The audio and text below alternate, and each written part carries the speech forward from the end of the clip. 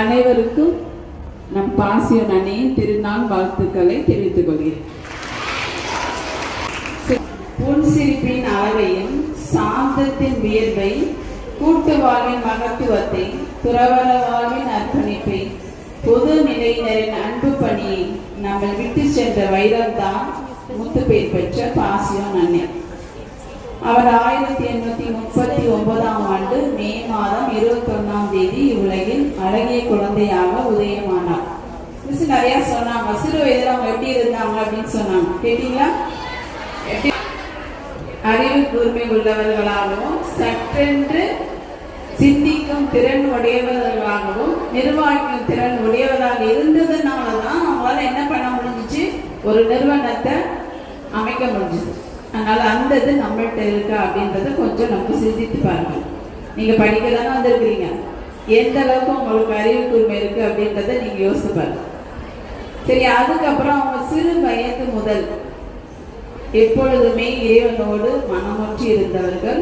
மேலும் பிறருக்கு சேவை செய்ய வேண்டும் என்று எண்ணம் கொண்டதால் மட்டுமே அவர்களால் இப்பணியை செய்ய முடிந்தது.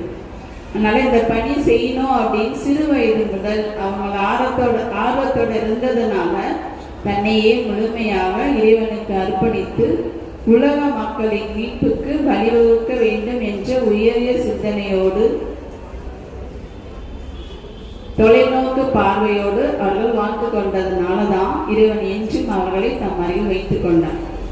அவரின் உற்சாகமான வாழ்வும் கடவுள் மீதான நம்பிக்கையின் வழியாக பலரின் இதயத்தை அவரிடம் பிடித்தார். சரி, அவங்க மிஸ் சொன்னாங்கல்ல, மதர் கொண்டு சொன்னாங்கல்ல, என்னென்ன பணிகள் அவங்க செஞ்சாங்க.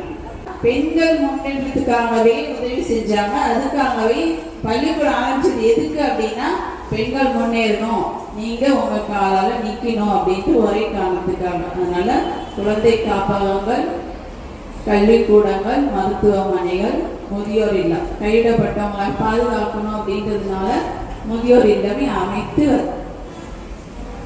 நாம் அன்பு செய்ய பிறந்தவர்கள், அன்பை வாழ்க்கையின் மையம் என்ற அரிய எண்ணத்தோடு இதை எல்லாத்தையும் ஆரம்பிச்சாங்க.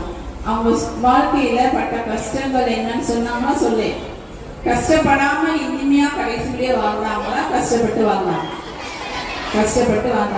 நம்ம இந்தியாவுக்கு வரதே ஒரு கஷ்டம். அப்படிதான் அந்த ஃபாரின்ல செல்வ செழிப்போடு வளர்ந்தவங்க நம்ம நாட்டுல வந்து நம்மளோட கிளைமேட் எல்லா சூழ்நிலையும் அவங்க வாழணும் அப்படின்னா நிறைய கஷ்டங்கள் அனுபவிச்சாங்க. அதனால அந்த பணி வாழ்வில் பல இடர்கள், அவங்களுக்கு உடல்நிலை சரியில்லாம போன காரணங்கள், தவறான புரிதல்கள் போன்ற